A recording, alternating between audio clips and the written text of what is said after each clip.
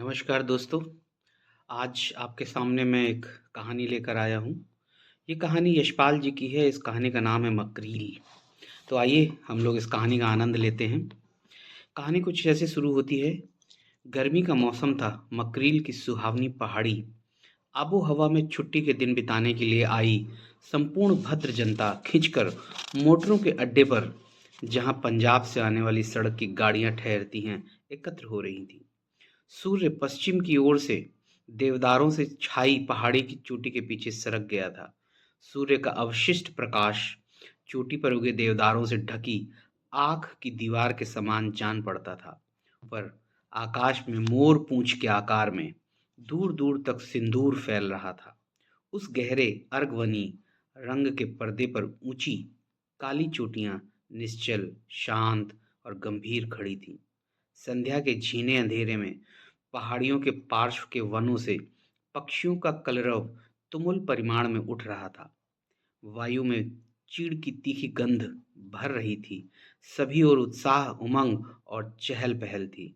भद्र महिलाओं और पुरुषों के उस समूची समूह राष्ट्र के मुकुट को उज्जवल करने वाले कवि के सम्मान के लिए उतावले हो रहे थे। यूरोप, अमेरिका ने जिसकी प्रतिभा का लोहा मान लिया था, जो देश के इतने अभिमान की संपत्ति है, वही कवि मकरील में कुछ दिन स्वास्थ्य सुधारने के लिए आ रहा है। मकरील में जमी राष्ट्र अभिमानी जनता पलकों के पावड़े डाल उसकी अगवानी के लिए आतुर हो रही थी। पहाड़ियों की छाती पर खिंची घूसर लकीर सी सड़क पर दूर धूल का एक बादल सा दिखाई दिया। जनता की उत्सुक नजरें और उंगलियां उस ओर उठ गईं। क्षण भर में धूल के बादल को फाड़ती हुई काले रंग की एक गतिमान वस्तु दिखाई दी। वो एक मोटर थी। आनंद की हिलोर से जनता का समूह लहरा उठा। देखते ही देखते मोटर आ पहुंची। जनता की उन्मत्तता के कारण मोटर को 10 कदम पीछे ही रुक जाना पड़ा। देश के सिरताज की जय, सरस्वती के वरद पुत्र की जय, राष्ट्र के मुकुट मणि की जय के नारों से पहाड़ियां गूंज उठी। मोटर फूलों से भर गई। बड़ी चहल पहल के बाद जनता से घिरा गजरों के बोझ से गर्दन झुकाए शैने शैने कदम रखता हुआ मकरील का अतिथि मोटर के अड्डे से चला। उत्साह से बावली जनता विजयनाद करती हुई आगे पीछे चल रही थी। जिन्होंने कवि का चेहरा देख पाया, वे भाग्यशाली विरले ही थे। धवलगिरी होटल में दूसरी मंजिल पर कवि को टिकाने की व्यवस्था की गई थी। वहां उसे पहुंचा। बहुत देर तक उसके आराम में व्याघात कर जनता अपने स्थान को लौट आई।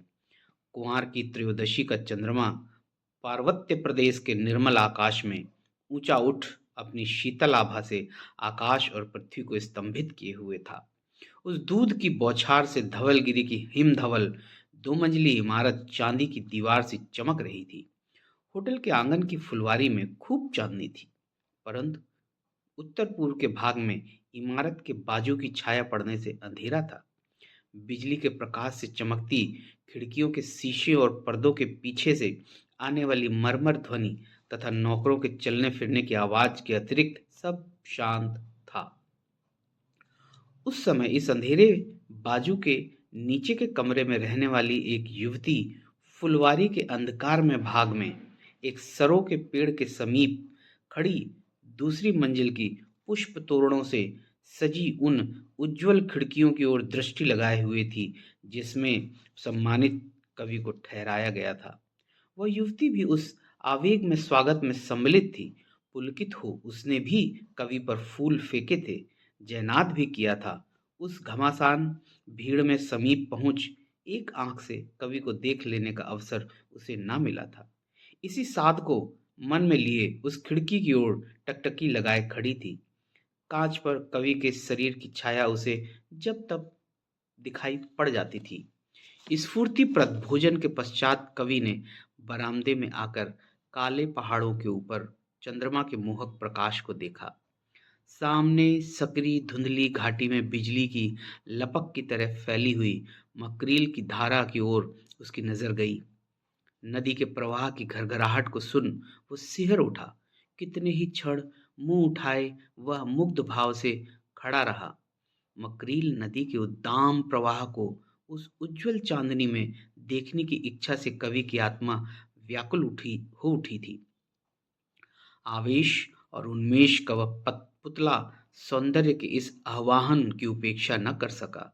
सरोवृक्ष के समीप खड़ी युवती पुलकित भाव से देश कीर्ति के उस उज्जवल नक्षत्र को प्यासी आंखों से देख रही थी। चंद्रमा के धुंधले प्रकाश में इतनी दूर से उसने जो भी देख पाया, उसी से संतोष की सांस ले उसने श्रद्धा से सिर नवा दिया। इसे ही अपना सौभाग्य समझ वह चलने को ही थी कि लंबा ओवरकोट पहने, हाथ में छड़ी लिए, दाईं ओर के जीने से कवि नीचे आता दिखाई पड़ा। पल भर में कवि फुलवारी में आ पहुंचा। फुलवारी में पहुंचने पर कवि को स्मरण हुआ, ख्यातनामा मकरील नदी का मार्ग तो वो जानता ही नहीं। इस अज्ञान की अनुभूति से कवि ने दाएं बाएं सहायता की आशा से देखा। समीप खड़ी एक युवती को देख भद्रता से टोपी छूते हुए उसने पूछा, आप भी इसी होटल में ठहरी हैं? सम्मान से सिर झुका युवती ने उत्तर दिया, जी हाँ। झिझकते हुए कवि ने पूछा, मकरील नदी समीप ही किस ओर है? यह शायद आप जानती होंगी। उत्साह से कदम बढ़ाते हुए युवती बोली, जी हाँ, यही 100 कदम पर पुल है। और मार्ग दिखाने के लिए वह प्रस्तुत हो गई। युवती के खुले मुख पर चंद्रमा का प्रकाश पड़ रहा था। पतली भवों के नीचे बड़ी बड़ी आंखों में मकरील की उज्ज्वलता झलक रही थी।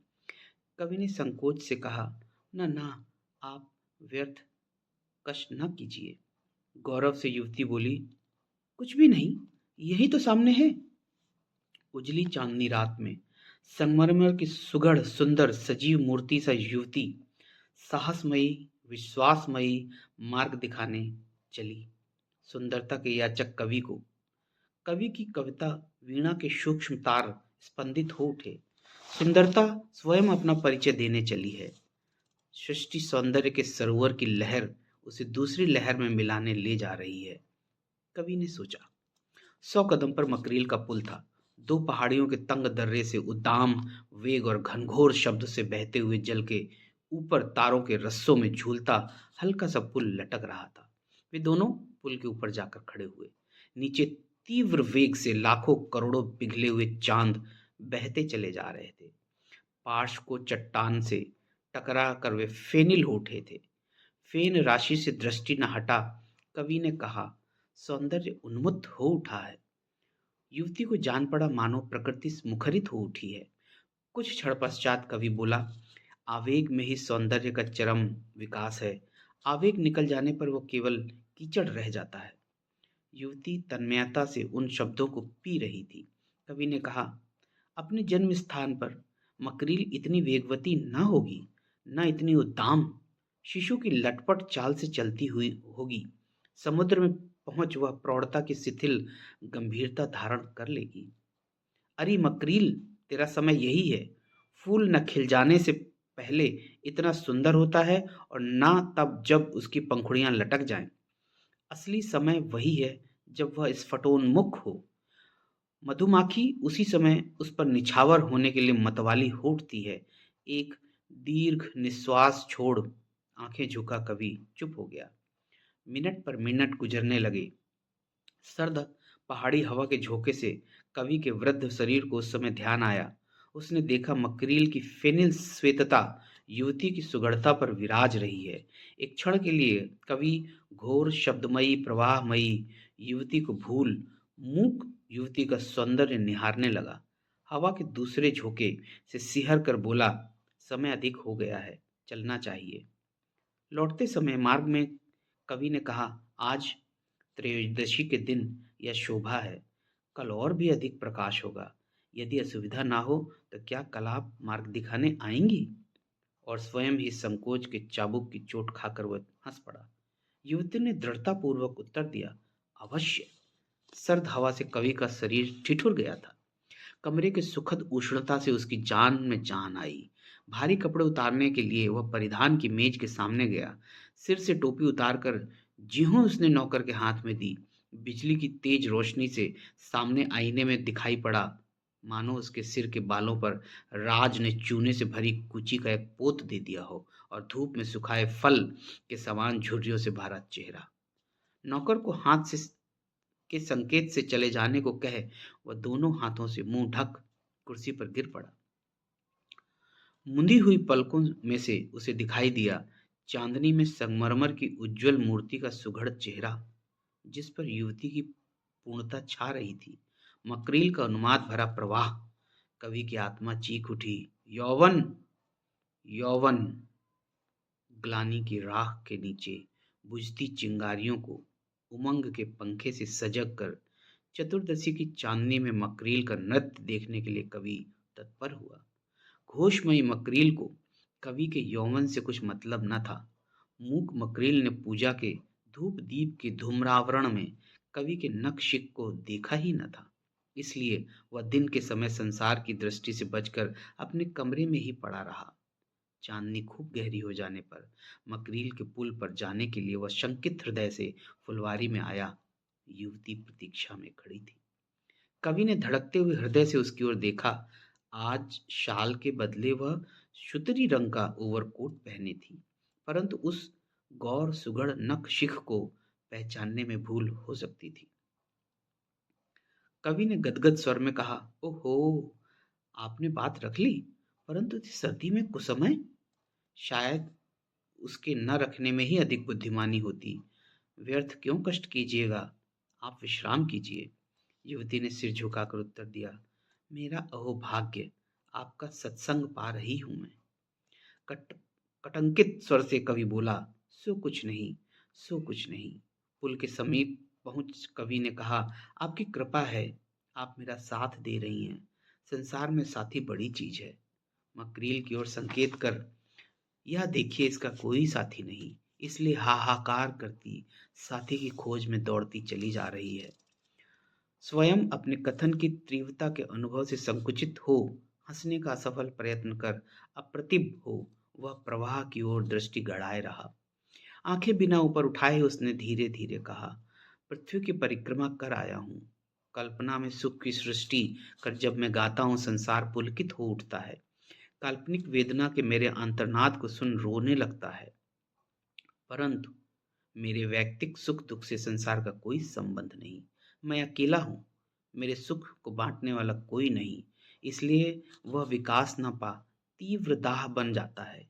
मेरे दुख का दुर्दम वेग असह्य हो जब उछल पड़ता है, तब भी संसार उसे विनोद का ही साधन समझ बैठता है।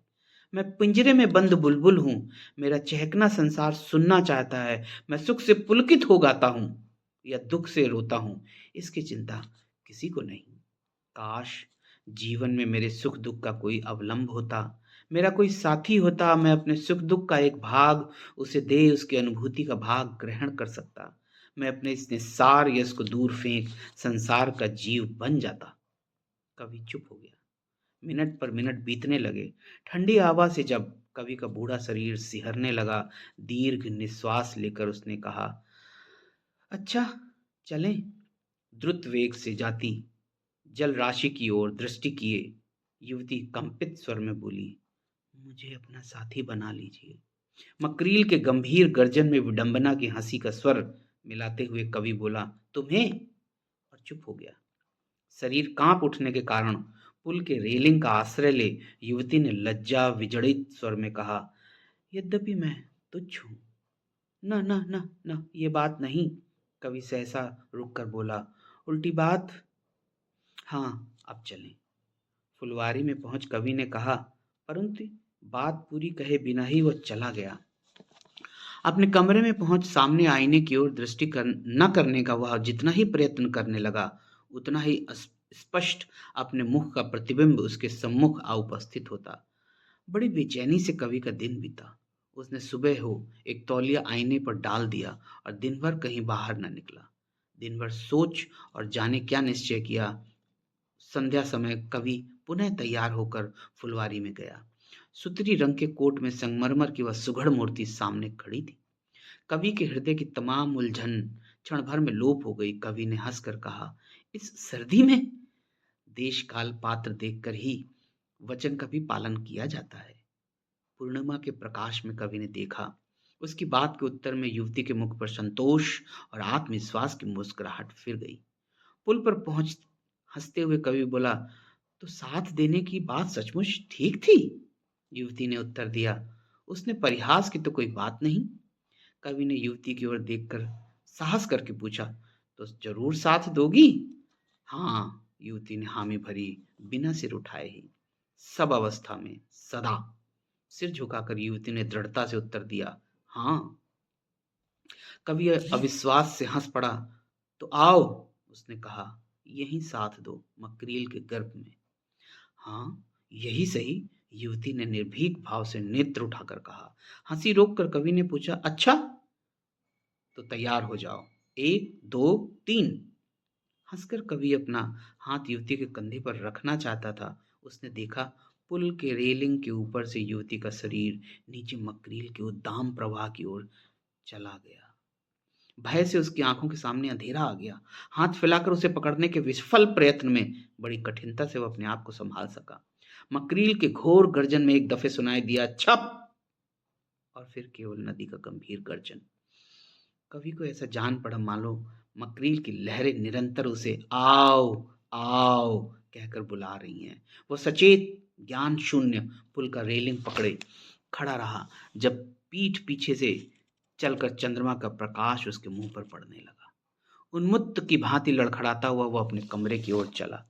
कितनी ही देर तक वो निश्चल आईने के सामने खड़ा रहा, फिर हाथ की लकड़ी को दोनों हाथों से थाम उसे पड़ापड़ आईने पर कितनी ही चोटें लगाई, और जब सांस चढ़ जाने के कारण वह हांफता हुआ आईने सामने ही कुर्सी पर धम से गिर पड़ा। प्रातः हजामत के लिए गर्म पानी लाने वाले नौकर ने जब देखा कवि आईने के सामने कुर्सी पर निश्चल बैठा है, परंतु आईने टुकड़े टुकड़े हो गया और उसके बीच का भाग गायब है। चौखट में फंसे आईने के लंबे लंबे भाले के से टुकड़े मानो दांत निकालकर कवि के निर्जीव शरीर को डरा रहे हैं। कवि का मुख कागज की भांति पीला और शरीर कांठ की भांति जड़ था। उसकी आंखें अब खुली थीं, उनमें जीवन नहीं, मृत्यु झांक रही थी।